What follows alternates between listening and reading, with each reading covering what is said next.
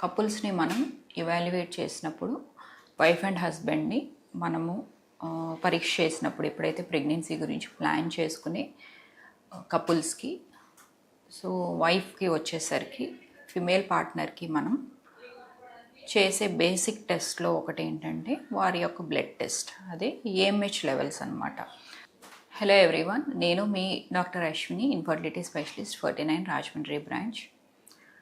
So AMH full form వచ్చేసరికి anti Mullerian hormone. So ఒక 3D స్కాన్తో పాటు ఏఎంహెచ్ టెస్ట్ అనేది కూడా అడ్వైస్ చేయడం జరుగుతుంది. సో ఏఎంహెచ్ టెస్ట్ అనేది ఒక చిన్న బ్లడ్ టెస్ట్. సో అది ఏ రోజైనా ఎప్పుడైనా ఇవ్వచ్చు, వాళ్ళ యొక్క సైకిల్తో సంబంధం లేదనమాట. So any of the time, ఇది మార్నింగ్, ఆఫ్టర్నూన్, ఫాస్టింగ్ అలా ఏం అవసరం లేదు. జస్ట్ మీరు కన్సల్టేషన్కి వచ్చినప్పుడు ఆ టెస్ట్ చేయించుకోవడం వల్ల ఏంటంటే మీ యొక్క ఎగ్ రిజర్వ్ ఉంది ఎలా ఉంది, అలాగే మీ ఫర్టిలిటీ స్కోర్ ఎంత అనేది మీకు తెలుసుకునే అవకాశం ఉంటుందన్నమాట.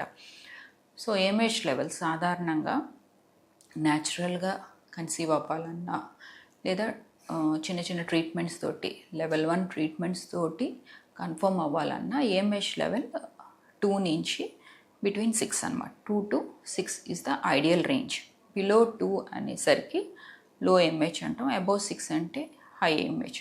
సో అబౌవ్ 6 ఆర్ 5.5 అబౌవ్ ఉంటే so they are more towards PCOD అనమాట. దాన్ని మనం సింపుల్ టర్మినాలజీలో చాలామంది మాకు బబుల్స్ ఉన్నాయి అని చెప్పి అంటూ ఉంటారు. సో దాన్ని మనం పీసీఓఎస్ అంటాం.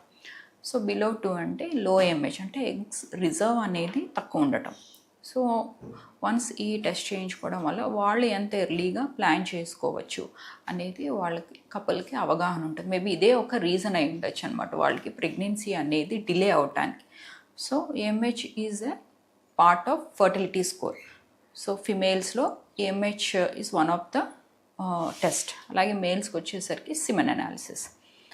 సో ఇంకా దీని మీద ఏమన్నా ఫర్దర్ డౌట్స్ ఉన్నా డెఫినెట్గా నన్ను రాజమండ్రి బ్రాంచ్లో మీరు కన్సల్ట్ అవ్వచ్చు. Thank you so much.